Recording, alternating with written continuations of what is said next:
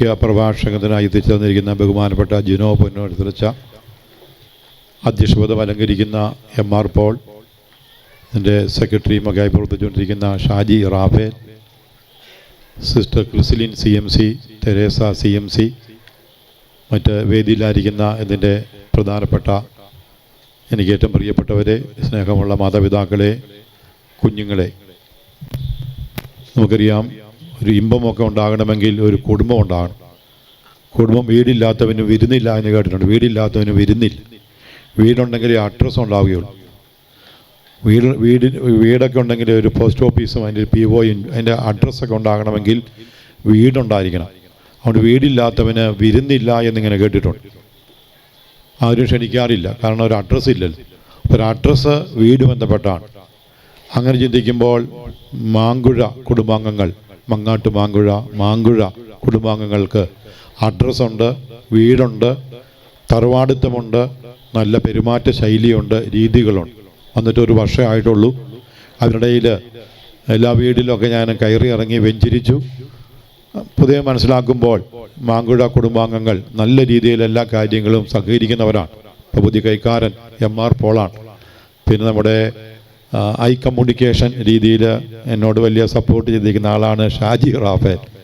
അതിൽ ഓരോരുത്തരും, പിന്നെ നമ്മുടെ രാജു മാങ്കുഴ, ദീപികയുടെ പ്രചരണാർത്ഥം എനിക്ക് തോന്നുന്നു ബഹുമാൻ ജിനോ അച്ഛൻ വരാൻ ഒരു കാരണം രാജുവിൻ്റെ ഒരു പ്രവർത്തന ശൈലിയും രീതികളൊക്കെയാണ്. രാജു കൊറോന ലെവലിൽ അജപാലന സമിതി സെക്രട്ടറി കൂടിയാണ്. അങ്ങനെ ഓരോരുത്തരെയും നമ്മൾ പ്രിയമുള്ള ഷാജി ഇവിടെ ഇരിപ്പുണ്ട്.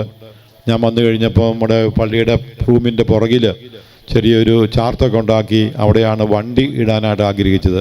ഒരു പാർക്കിങ് ഫ്രണ്ടിലെപ്പോഴും ഈ പ്രോഗ്രാമൊക്കെ വരുമ്പോൾ വണ്ടി വന്നാൽ നമ്മുടെ അടുക്കളയുടെ അടുത്തുള്ള ഊണുവിൻ്റെ അടുത്തുള്ള പോർച്ചിലിട്ടാൽ ഇറക്കിക്കൊണ്ട് പോകാൻ ബുദ്ധിമുട്ടുണ്ട്. ഒരിക്കൽ പള്ളിയിലൊക്കെ അനൗൺസ് ചെയ്തിട്ടാണ് ആൾക്കാർ വണ്ടി മാറ്റി തന്നത്. അത് ആഗ്രഹിച്ചു കഴിഞ്ഞപ്പോൾ പള്ളിയുടെ പുറകിൽ കൂടെയുള്ള ആ സെമിത്തേരിയുടെ ഭാഗത്തുള്ള വഴി ചെളി നിറഞ്ഞതാണ്.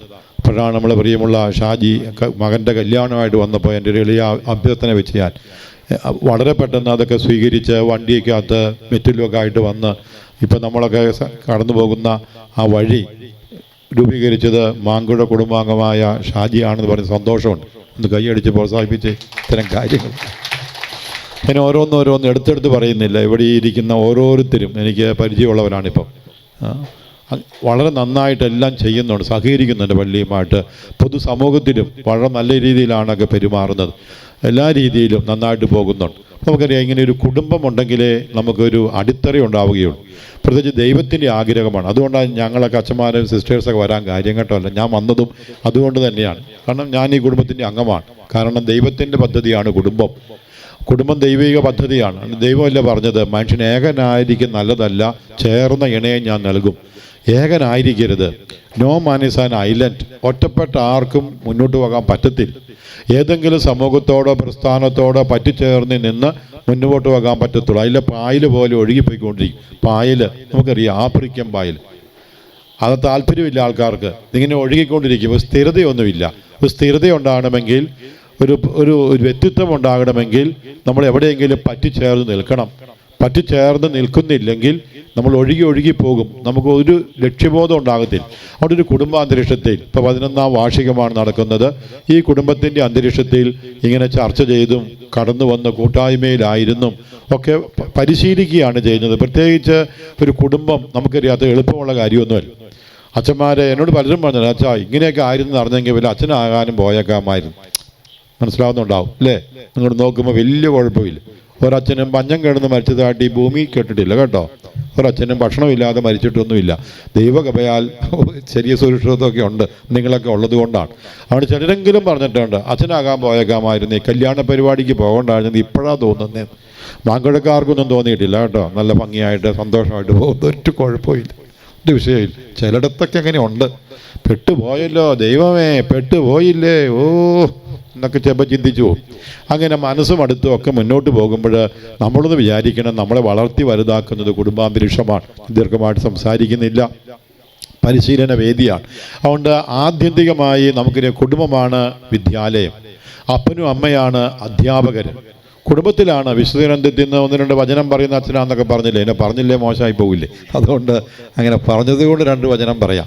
32-ാം അധ്യായം നിയമാവർത്തന പുസ്തകം 10ഉം 11ഉം വചനം എന്നെ വളരെ സ്വാധീനിച്ചതാണ്. നിയമാവർത്തന പുസ്തകം 32-ന്റെ 10ഉം 11ഉം. അപ്പൻ്റെ അമ്മയുടെ റോൾ അവിടെ പറയുന്നത്. അമ്മയുടെ റോള് പറയുന്നുണ്ട്, ശൂന്യത ഓരിയിടുന്ന മണാരണത്തിൽ ഞാൻ നിന്നെ കണ്ടെത്തി, നിന്നെ വാരി പുണർന്ന് ചുംബിച്ച് എൻ്റെ കണ്ണിലുണ്ണിയായി ഞാൻ നിന്നെ കാത്തു സൂക്ഷിച്ചു. ഇതാണ് അമ്മയുടെ മാതൃത്വം. ശൂന്യത ഓരിയിടുന്ന മണലാരണ്യം പോലെയാണ് ഒരു കുഞ്ഞിന്. ഒരു കഴിവുമില്ല കൊച്ച്, കുഞ്ഞിനെ വാരി പുണർന്ന് ചുംബിച്ച് കണ്ണിലുണ്ണിയായി കാത്തു സൂക്ഷിക്കുന്ന വൈകാരിക സ്നേഹം കുടുംബത്തിൽ അമ്മയിൽ നിന്നേ കിട്ടത്തുള്ളൂ. അത് കേട്ടിട്ടില്ലേ, 10 അമ്മ ചമഞ്ഞാലും പെറ്റമ്മയോളം ഒക്കത്തില്ല. കുറേ അഭിനയിക്കാമെന്നല്ലാതെ ഒരു അമ്മയാകാൻ പെറ്റമ്മയ്ക്കേ സാധിക്കുകയുള്ളൂ കുഞ്ഞിൻ്റെ മുമ്പിൽ. ആ ഹൃദയത്തിൻ്റെ സ്നേഹം അമ്മയിൽ നിന്നാണ് കിട്ടുന്നത്, ഹൃദയത്തിൽ നിന്ന്. അത് കിട്ടാതെ വന്ന വിഷയമാണ്. അതുകൊണ്ടാണ് ഫ്രോയിഡിൻ്റെ മകൾ അന്ന ഫ്രോയിഡ് പറയുന്നുണ്ട്, ബീഡി വലി, രാസലഹരി, അതുപോലെ മദ്യപാനം, ഈ എല്ലാ മോശപ്രവൃത്തികളും ചെയ്യുന്നത് അമ്മയുടെ അമ്മിഞ്ഞപ്പാല് അമ്മയുടെ മാറോട് ചേർന്നിരുന്ന് വൈകാരികമായി മതി വരുവോളം നാവിൽ രുചിക്കാൻ, പ്രത്യേകിച്ച് അമ്മിഞ്ഞപ്പാലിലൂടെ അമ്മയുടെ സ്നേഹം നാവിലൂടെ ആ രുചിയിലൂടെ ചുണ്ടിൻ്റെ ബാക്ക്ഗ്രൗണ്ടിൽ കിട്ടാത്തവരാണ് ഇത് കിട്ടാൻ വേണ്ടി നട്ടോട്ട് ഓടുന്നത്. അതിൻ്റെയൊക്കെ ദാരിദ്ര്യം എന്ന് കാണുന്നേ. ആ ദാരിദ്ര്യം എന്ന് കാണുകയാണ്. കാരണം ഇന്ന് എരുമപ്പാലും ആട്ടുംപാലൊക്കെ ആണല്ലോ അതിൻ്റെയൊക്കെ സ്വഭാവം കേട്ടോ. അതിൻ്റെയൊക്കെ സ്വഭാവം എന്ത് കഴിക്കുന്നു അതല്ലേ സ്വഭാവമായിട്ട് മാറുന്നത്. അതുകൊണ്ട് അമ്മയുടെ വൈകാരിക സ്നേഹം കുടുംബത്തിലാണ് കിട്ടുന്നത്. അമ്മയിൽ ഇനി അപ്പൻ്റെ റോള് വൈകാരികത മാത്രം പോരാ, കാര്യപ്രാപ്തി വേണം. 11-ാം തിരുവചനം പറയുന്നു, കഴുകനെ പോലെ ഞാനാ നിന്നെ പറക്കാൻ പഠിപ്പിച്ചത്. കഴുകൻ തന്നെ കുഞ്ഞിനെ പറക്കാൻ പഠിപ്പിക്കുമ്പോൾ ഞാൻ നിന്നെ പറക്കാൻ പഠിപ്പിച്ചു. കഴുകൻ എങ്ങനെയാ കുഞ്ഞിനെ പറക്കാൻ പഠിപ്പിക്കുന്നത്? ഈ തന്തക്കഴുകൻ, ആ കഴുകൻ ഈ കൂട് തകർക്കും. കൂട് തകർത്ത് കഴിയുമ്പോൾ കുഞ്ഞ് താഴേക്ക് വീഴും, പോയി ചിറക് വിരിക്കും. വിരിച്ചു കഴിയുമ്പോൾ അതിൽ കയറ്റിയിട്ട് വീണ്ടും കുടയും. അങ്ങനെ 4-5 പ്രാവശ്യം ചിറക് കുടഞ്ഞു കഴിയുമ്പോൾ കുഞ്ഞ് പറക്കാൻ പഠിക്കും. ഇത് അപ്പൻ്റെ റോളാണ്. അപ്പനാണ് കാര്യപ്രാപ്തിയുടെ ആ വരം കിട്ടുന്നത്. ഇത് മനോഹര ഉദാഹരണം. ഞാൻ അപ്പൻ ഈ റോള് പഠിപ്പിക്കണം, ഈ റോള് പഠിപ്പിക്കണം. കാരണം ഒരു സ്ത്രീയെ സംബന്ധിച്ച് 70% സ്ത്രീത്വവും 30% പുരുഷത്വം വേണമെന്നാണ് പറയുന്നത്. മുഴുവൻ സ്ത്രീത്വമായാൽ സ്ത്രീകളെ കൊണ്ടൊന്നും ചെയ്യാൻ പറ്റുകയില്ല. ഒരു പുരുഷനാണെങ്കിൽ 70% പുരുഷത്വവും 30% സ്ത്രീത്വം വേണമെന്നാണ് പറയുന്നത്. മുഴുവൻ പുരുഷത്വമായാൽ ഒരു വക കടുവ പോലെ ഇരിക്കും, ഒരു രസം കാണിയാൽ. അപ്പോൾ ഇതൊന്നും മിക്സ് ചെയ്ത് കൊണ്ടുപോകണം. അപ്പോൾ അപ്പൻ്റെ അമ്മയുടെ റോളാണ് ഇവിടെ നമ്മൾ കാണുന്നത്.